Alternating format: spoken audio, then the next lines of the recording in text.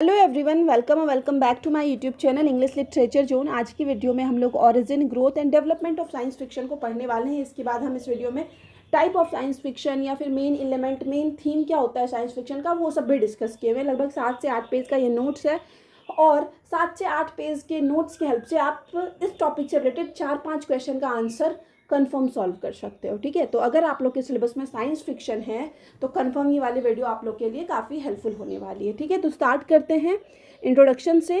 Science fiction is one of the most influential literary genres of the modern age. कि science fiction जो है ना, सबसे influential, it means प्रभावशाली साहित्यिक शैली में से है मॉडर्न एज के, आधुनिक एज के। It combines scientific knowledge with imagination. ये ना कंबाइन करता है, इट मीन्स जोड़ता है साइंटिफिक नॉलेज को इमेजिनेशन के साथ, कल्पना के साथ। It explores the possible effect of science and technology on human being, society and future. ये व्याख्या करता है साइंस फिक्शन जो है कि साइंस और टेक्नोलॉजी का ना मनुष्यों पे, समाज पे और फ्यूचर पे क्या पॉसिबल इफेक्ट हो सकता है, क्या संभावित प्रभाव पड़ सकता है, उस चीज़ की व्याख्या करता है जो साइंस फिक्शन है। अकॉर्डिंग टू आइजैक एजिमोव के according, science fiction is that branch of literature. कि साइंस फिक्शन जो है लिटरेचर का, साहित्य का वो ब्रांच है, वो शाखा है, which deals with the reaction of human beings to change in science and technology. जो साइंस और टेक्नोलॉजी में बदलाव के प्रति इंसानों के रिएक्शन से जुड़ा हुआ है। Science fiction not only entertain us, कि साइंस फिक्शन सिर्फ हम लोग को इंटरटेन नहीं करते, हमारा मनोरंजन ही नहीं करते, but also makes us think about the future, ethics and human responsibility. मतलब साइंस फिक्शन जो है हम लोग को सिर्फ इंटरटेन नहीं करते, बल्कि इसके साथ साथ ही हम लोग को मजबूर करते हैं कि हम लोग अपने फ्यूचर के बारे में, ethics it means moral behaviour के बारे में, और ह्यूमन रिस्पॉन्सिबिलिटी इट मीन्स अपनी अपनी रिस्पॉन्सिबिलिटीज़, अपने अपने कर्तव्यों के बारे में सोचें। साइंस फिक्शन का काम ये भी है। Origin and growth of science fiction की कैसे, कहाँ से ओरिजिन हुआ और कैसे ये आगे बढ़ा।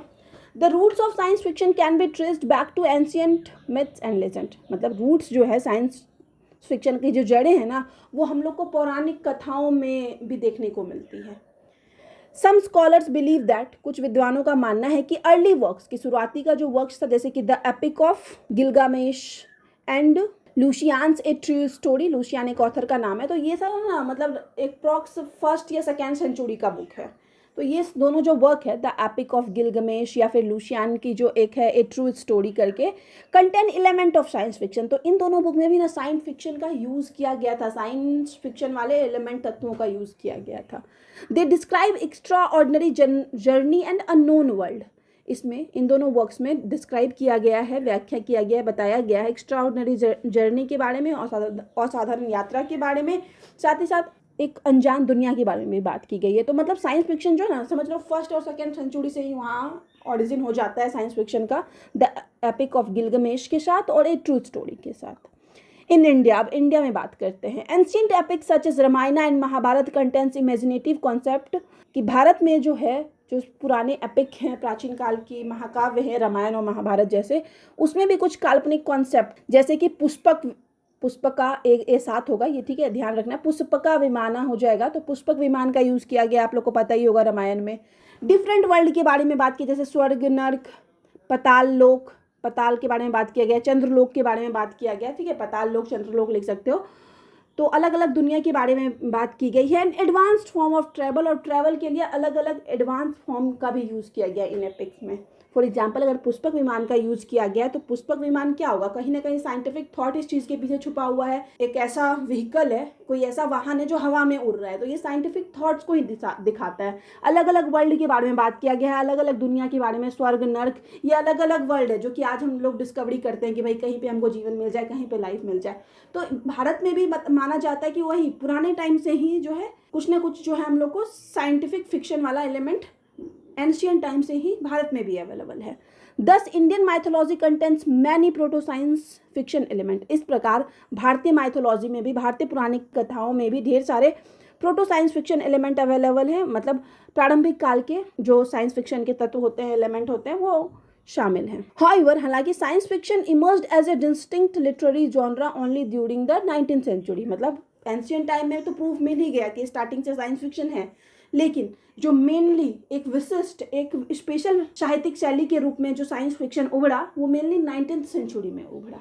The rise of modern science, industrialisation and technological innovation, मतलब जैसे जैसे उदय हुआ, आधुनिक विज्ञान का उदय हुआ, इंडस्ट्रियलाइजेशन औद्योगिकरण का उदय हुआ और टेक्नोलॉजिकल इनोवेशन का उदय हुआ, created a new way of thinking about the future. तो इससे क्या हुआ ना कि लोग जो है ना फ्यूचर को लेके एक नई तरीके से अपनी सोच रखने लगे, फ्यूचर को लेके होता है ना एक नई तरीके से सोचने लगे। Writers begin to imagine not only scientific progress. अब राइटर जो थे, राइटर का काम ही होता है कि जो सोसाइटी में चल रहा है उस बारे में लिखना, तो राइटर्स जो थे वो सिर्फ साइंटिफिक प्रोग्रेस के बारे में नहीं इमेजिन कर रहे थे कि वैज्ञानिक रूप से विकास हो रहा है, but also it's consequences for humanity. साथ ही साथ राइटर जो थे उस समय वो ह्यूमैनिटी पे, मानवता पे, मनुष्यों पे इस साइंटिफिक इन्वेंशन का, इंडस्ट्रियलाइजेशन का, टेक्नोलॉजिकल इनोवेशन का क्या असर पड़ रहा है ना, उस चीज़ को भी राइटर इमेजिन करके अपने वर्क में लिख रहे थे। ठीक है, तो मेनली 19th सेंचुरी के टाइम जो है साइंटिफिक फिक्शन का जो है उदय माना जाता है इंग्लिश लिटरेचर में।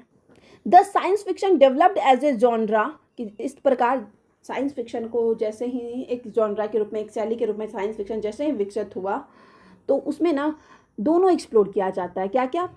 Possibilities and danger of science advancement, कि साइंस में जो एडवांसमेंट आया, साइंस में जो तरक्की आई ना, तो उसकी संभावनाओं और खतरों की व्याख्या की जाती है। The modern birth of modern science fiction is generally associated with Mary Shelley, मतलब मॉडर्न टाइम में आधुनिक जो बर्थ हुआ मॉडर्न साइंस फिक्शन का, उसको मेनली कनेक्ट किया जाता है, उसका मेनली श्रेय दिया जाता है मैरी शैली को। हर नॉवेल फ्रैंकेनस्टाइन और द मॉडर्न प्रोमेथियस, उनका नॉवल फ्रैंकेनस्टाइन का ही एक और टाइटल है द मॉडर्न प्रोमेथियस, तो उनकी जो नॉवल है मैरी शैली की Frankenstein is considered the first science fiction novel, इसको पहला साइंस फिक्शन नॉवल माना जाता है। The novel tells the story of a Victor Frankenstein, ये नॉवल जो हम लोग को कहानी बताती है, एक विक्टर फ्रैंकेनस्टाइन नाम का एक साइंटिस्ट होता है, उसकी कहानी बताती है। A scientist who creates life through scientific experimentation, एक ऐसा साइंटिस्ट है विक्टर फ्रैंकेनस्टाइन जो कि ना अपने साइंटिफिक एक्सपेरिमेंटेशन के जरिए ना एक लाइफ क्रिएट कर देता है, और लाइफ क्रिएट करने के चक्कर में वो एक मॉन्स्टर बना देता है, मतलब उसका सक्सेसफुल नहीं हो पाता है साइंटिफिक एक्सपेरिमेंट, क्योंकि वो एक मॉन्स्टर बना दिया है। उसी के बारे में ये कहानी हम लोग का जो है फ्रैंकेनस्टाइन। हर novel remains relevant even today, उनका जो नॉवल है मैरी शैली का ये फ्रैंकेनस्टाइन आज के टाइम में भी रेलिवेंट है, बिकॉज क्योंकि it raises question about artificial intelligence की, क्योंकि ये क्वेश्चन राइज करता है आर्टिफिशियल इंटेलिजेंस को लेके, जेनेटिक इंजीनियरिंग को लेके एंड साइंटिफिक एथिक्स को लेके, मतलब ये जीवन तो क्रिएट करने की कोशिश किया लेकिन एक मॉन्स्टर क्रिएट कर दिया जो सोसाइटी के लिए सही नहीं था। तो इस वजह से उनका जो नॉवेल है आज के टाइम में भी रेलिवेंट है कि आर्टिफिशियल इंटेलिजेंस का जो फ़ायदा है तो नुकसान क्या क्या है, जेनेटिक इंजीनियरिंग का भी फ़ायदा है तो उसके नुकसान क्या क्या है, और साइंटिफिक एथिक्स के बारे में कि साइंस से रिलेटेड कोई जो एथिक्स होता है, जो मॉरल चीज़ें होती है, मतलब सही चीज़ें, उसको लेके भी जो है ये नॉवेल क्वेश्चन राइज करता है। एज शैली राइट्स, जैसे कि मैरी शैली लिखती है, nothing is so painful to the human mind as a great and sudden change, कि इंसान के मन के लिए ना, या इंसान के दिमाग के लिए भी किसी बड़े और अचानक चेंज से ज़्यादा दुख देने वाला कोई चीज़ नहीं होता है। एज साइंस फिक्शन डेवलप, जैसे जैसे साइंस फिक्शन डेवलप हुआ, विकास हुआ, writers begin using the genres not only to imagine future technology, तो राइटर्स सिर्फ फ्यूचर टेक्नोलॉजी को इमेजिन नहीं कर रहे थे, मतलब जैसे जैसे उदय हुआ तो सिर्फ फ्यूचर टेक्नोलॉजी के बारे में नहीं सोच रहे थे writers, but also to criticise society and politics. Science fiction का यूज़ कर रहे थे लोग सोसाइटी को क्रिटिसाइज करने में भी, समाज की आलोचना करने में भी, और पॉलिटिक्स की भी आलोचना करने में साइंस फिक्शन का यूज़ कर रहे थे। One of the finest example is H.G. Wells the time machine, और इस चीज़ का कि किस तरह से साइंस के जरिए सोसाइटी या फिर पॉलिटिक्स को क्रिटिसाइज किया गया है, तो उसका सबसे अच्छा एग्जाम्पल जो है H.G. वेल्स का जो है द टाइम मशीन है, which introduce the concept of time travel as a literary device, जिसमें कि टाइम ट्रेवल को एक लिटरेरी डिवाइस, एक साहित्यिक शैली के रूप में यूज़ किया गया, क्योंकि इसमें दिखाया जाता है कि मनुष्य ना कैसे पास्ट में या फिर फ्यूचर में ट्रैवल कर सकता है साइंटिफिक टेक्नोलॉजी के हेल्प से। और मेनली डिटेल में जब स्टोरी पढ़ेंगे तो ये आपको क्लियर हो जाएगा क्या है ये टाइम मशीन।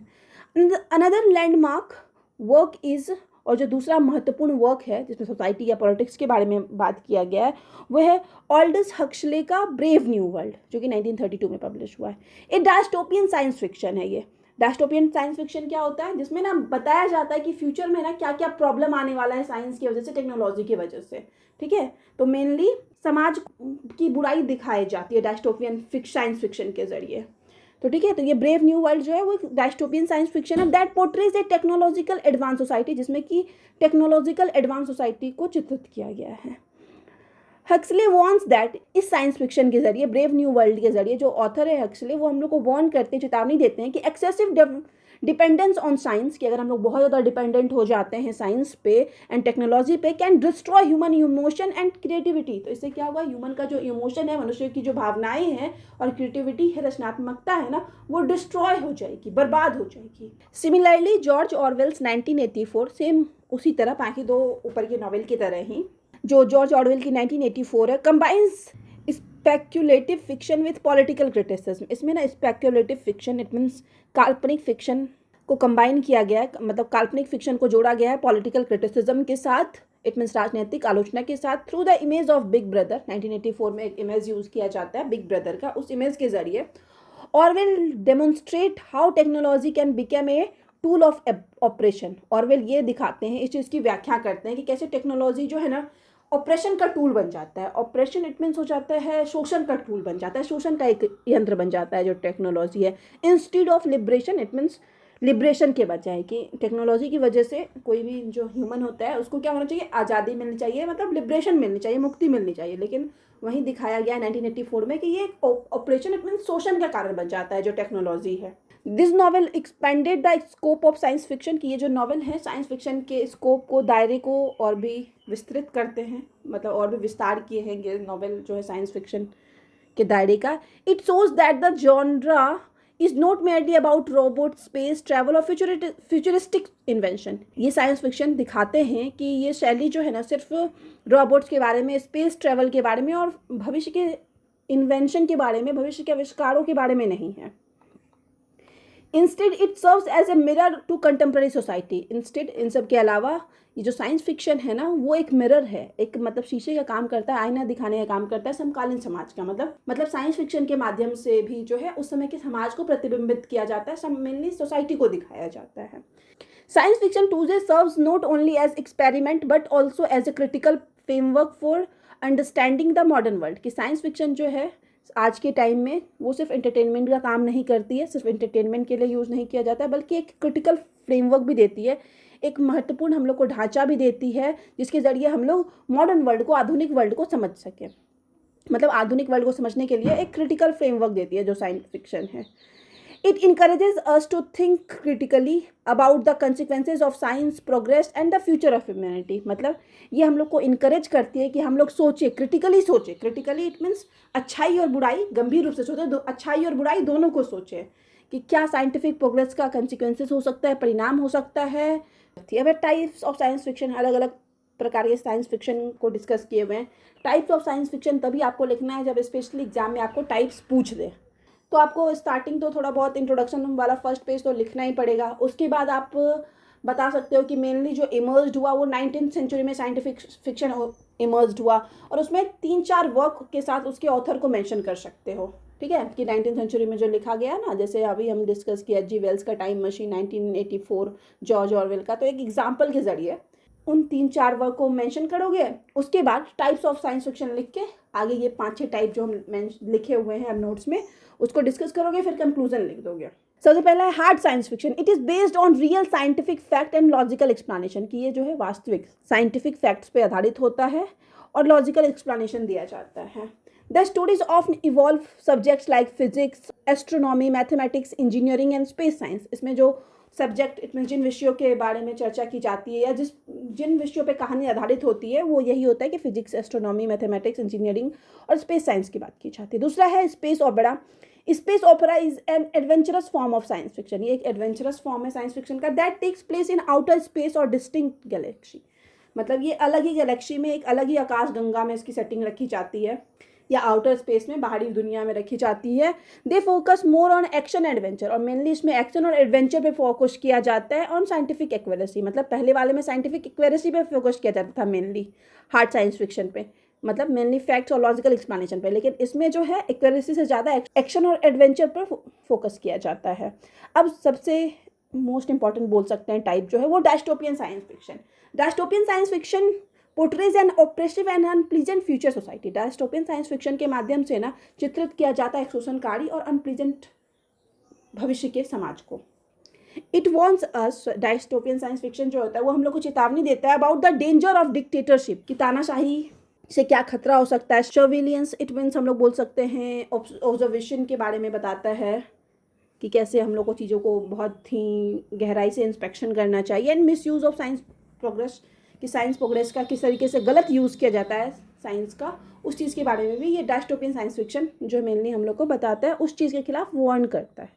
और डायस्टोपियन साइंस फिक्शन का एग्जाम्पल है जॉर्ज ऑरवेल की 1984 बुक जो है, और ऑल्डस हक्सली का जो वर्क है ब्रेव न्यू वर्ल्ड, ये दोनों डायस्टोपियन साइंस फिक्शन का एग्जाम्पल है। और time travel fiction, time travel fiction revolves around journeys, mainly इसमें जर्नी दिखाया जाता है, यात्रा दिखाया जाता है इनटू द पास्ट और द फ्यूचर, पास्ट और फ्यूचर की यात्रा दिखाई जाती है यूजिंग साइंटिफिक डिवाइस, मतलब कोई ना कोई साइंटिफिक डिवाइस का यूज़ करके या तो कैरेक्टर जो है पास्ट में ट्रेवल कर रहा होता है या फ्यूचर में ट्रेवल कर रहा होता है। और इसका सबसे अच्छा एग्जाम्पल है H.G. वेल्स का the time machine.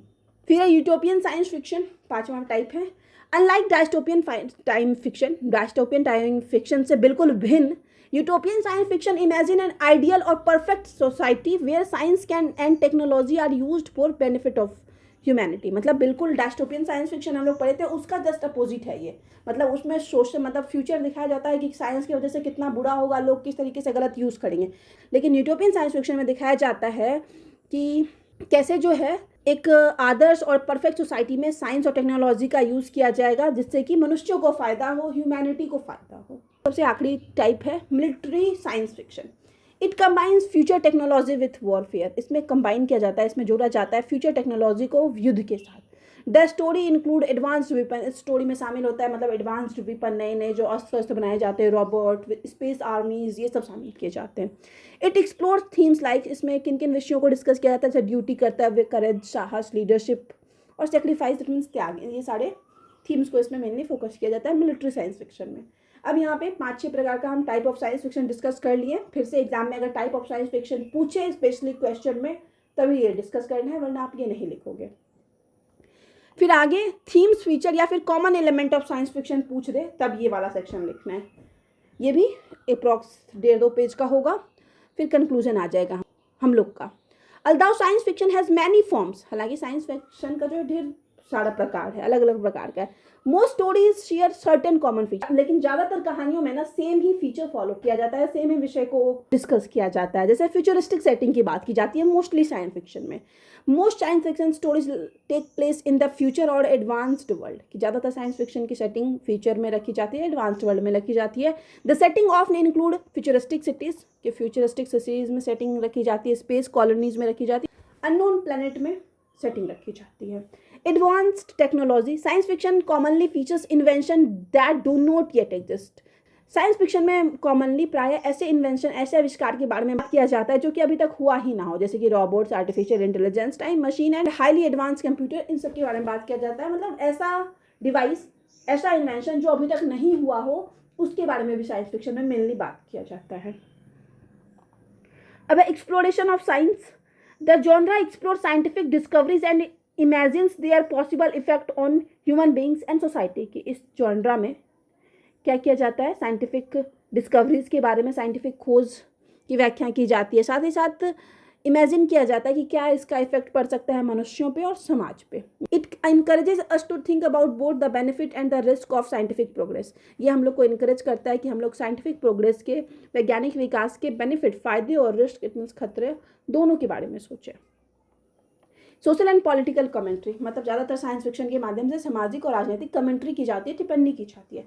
Science fiction is often use to criticise real world, science fiction का प्राय यूज़ किया जाता है वास्तविक दुनिया को क्रिटिसाइज करने के लिए, उनकी आलोचना करने के लिए, रियल वर्ल्ड प्रॉब्लम की आलोचना करने, जैसे कि इन्वायरमेंटल डिस्ट्रक्शन, इट मीन्स पर्यावरण जो विनाश हो रहा है, पर्यावरण को जो खतरा फेस करना पड़ रहा है, तो उसको डिस्कस करने के लिए, उसको क्रिटिसाइज करने के लिए साइंस फिक्शन का यूज़ किया है। इनइक्वालिटी दिखाने के लिए, डिस्क्रिमिनेशन, भेदभाव दिखाने के लिए। अब मिस यूज़ ऑफ टेक्नोलॉजी, की टेक्नोलॉजी का किस तरीके से गलत यूज़ किया जाता है ना, उस चीज़ को दिखाने के लिए भी साइंस फिक्शन का यूज़ किया जाता है।